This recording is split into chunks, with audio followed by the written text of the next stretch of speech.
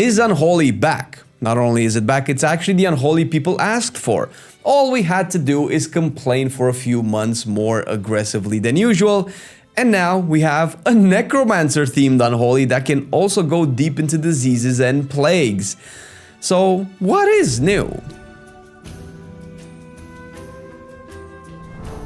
Well, wounds are gone completely, and all of the talents that affected them. And in their place, we kind of have a new resource called Lesser Ghouls, where you actually spawn a ghoul.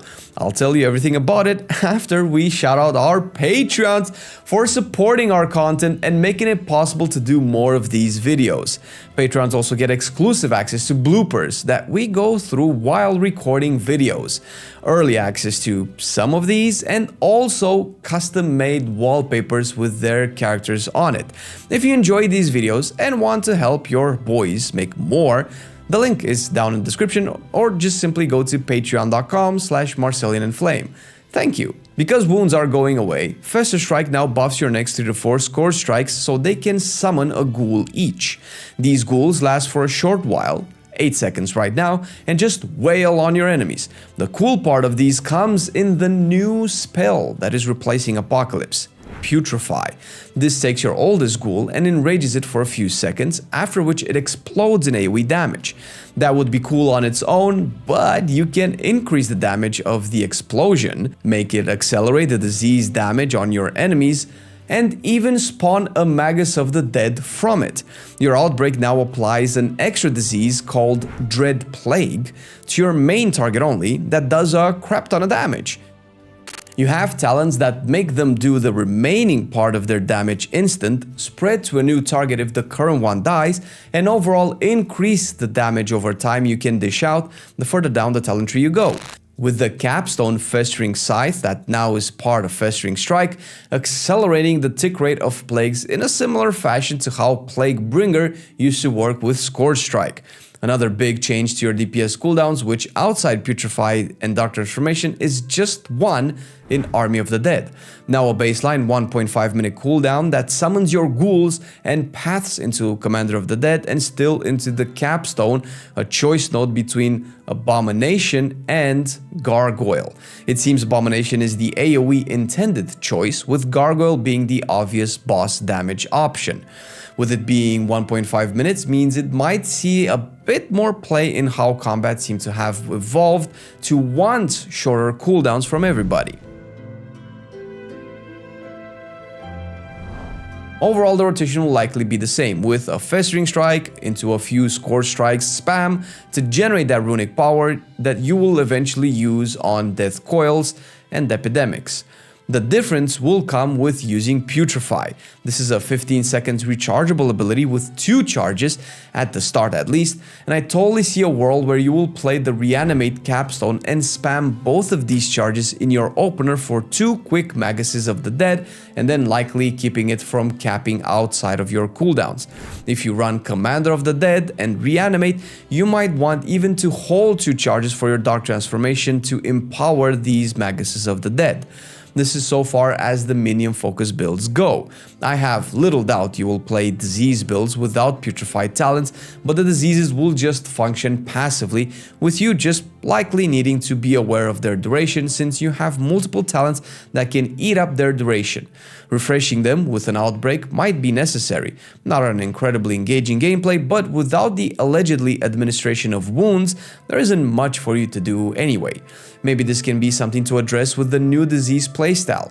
If the talent builds can shift into a direction of focusing more on diseases and forsaking the Army of the Dead talents, we might need an extra button or cooldown that can have some sort of interaction with either the application of diseases or their damage increase. Seeing as how the main focus of Unholy's rework, together with every spec rework currently on alpha, is the massive simplification of them through either pruning or reworking, I doubt we would get an extra button on top of everything that we have already, unless it can replace an existing one. As for the Apex talents, for how cool the rework is, they seem kind of passive and a bit boring. You will get a buff called Forbidden Knowledge when you use Army of the Dead, and it lasts 15 seconds. While the buff is active, your Death Coils and Epidemics are empowered to do more damage, while the Death Coil one will hit 3 targets and splash into others a bit more, making it more enticing to use in small-scale AoE, maybe having a stronger synergy with the Sand Lane hero talents that buff your Death Coil also. Your Army of the Dead will also make your next 2 Scourge Strikes summon 1 extra Lesser Ghoul. The kicker is in the last one, where putrefying a ghoul or summoning one with Scourge Strike extends the buff by 1 second. I can see an uptime mechanic with this where you want to be full of runes when you pop your Army of the Dead, then go into a frenzy of spawning and decaying ghouls left and right as much as possible. You can catch me play this live on stream and every other spec that was reworked in Alpha Midnight at twitch.tv/Marcelian&Flame almost every day, and also sometimes doing dungeons and raids with you. If you have any questions or simply just want to chat, head on over, maybe leave a follow, and see you there.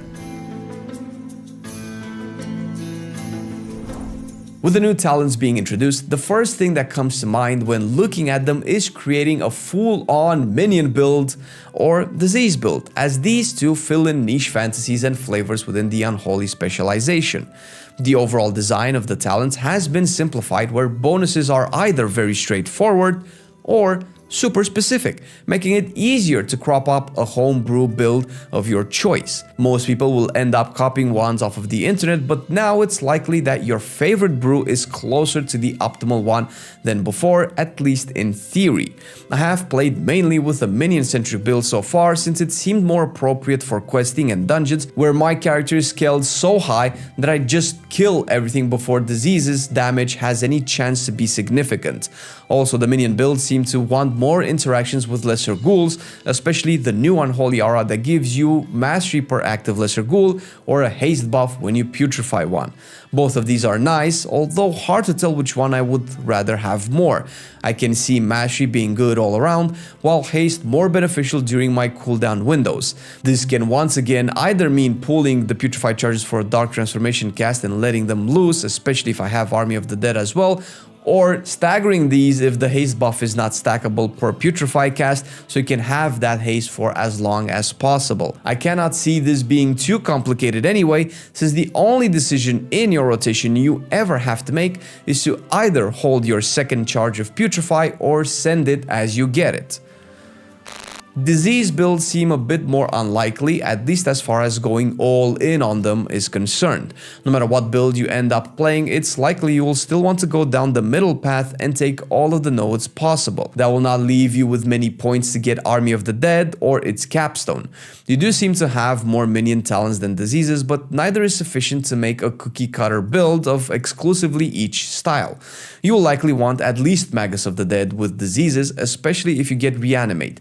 The concept of ramping diseases and getting them to tick faster is cool, but in reality, this type of playstyle has just been translated into you casting Outbreak more, hardly engaging gameplay. What's more likely to happen though, similar to what I said in our Devourer video, is that you will play a combination of both if optimization is your goal. I can definitely see you picking Abomination, Reanimation, and at least going as far down as Blightfall, especially in single target for that 20% Dread Plague buff. You might even want to sacrifice more bottom tree talents for stuff like Morbidity, if it affects the damage of your minions as well. Rapid Variant, which makes Dread Plague pop in AoE when its target dies, then transfer to the lowest HP mob, sounds like an easy AoE talent as well if tuned correctly. You can also completely sacrifice Magus of the Dead talents to go down the Festering Scythe route and play a combination of it and Army of the Dead. This just goes to show how many options there could be if everything is balanced. It seems Rite of the Apocalypse will also want you to go down the Commander of the Dead and Unholy aura route to further buff your horsemen, since the new hero talents are basically your current white main tier set. Sandlane will still prefer diseases with how Infliction of Sorrow still functions, considering you have a second plague for your main target and a bunch of talents that accelerate the damage, but also Scourging, a talent that makes Scourge Strike erupt the plague damage that would be dealt in a 3-second window at once at 35% effectiveness. This is all fancy talk for take some of your damage over time and do it again, but in one go instead of multiple ticks. Add enough of these talents around and your diseases will start to crank up even higher. Overall, this is definitely the richest rework in terms of class flavor, and almost everything that players have asked has been addressed, except one thing. Abomination Limb, or rather the lack of a raid buff, since grip is considered a strong enough addition to a group that a buff is not necessary by Blizzard, is not here. This is currently weird, since Blood actually has the old Abomination Limb as a choice note with Gorfin's Grasp, and I'm talking about the one that actually pulls things in your range. On one hand, I think it gives Blood a good niche, as a spec to have those mechanics. On another hand, those aren't necessarily Blood-themed mechanics to begin with, and I'm talking about the grips, but rather Death Knight-themed mechanics. This wouldn't be a problem if Unholy had a unique reason to be brought to a group outside its grip, because if a group needs a grip badly, it will likely take a Blood Decay, since not only is the base grip better, but now you'll also get a Gorfin's Grasp or even Abomination Limb. Unholy is kind of left behind now, granted that's true for Frost as well, making it even more reliant on proper tuning to be attractive for a group of raiders or key pushers. Outside of high-end gameplay concerns, Unholy is still surprisingly simple to play, but now in a good way, as opposed to the live version that feels like a forcibly neutered version of the spec and what it used to resemble. And if simple, fun, and strong is what you want, check out our Devourer video, where we go deep into the new spec, tell you all about it, what it can do, and why you might like or dislike it.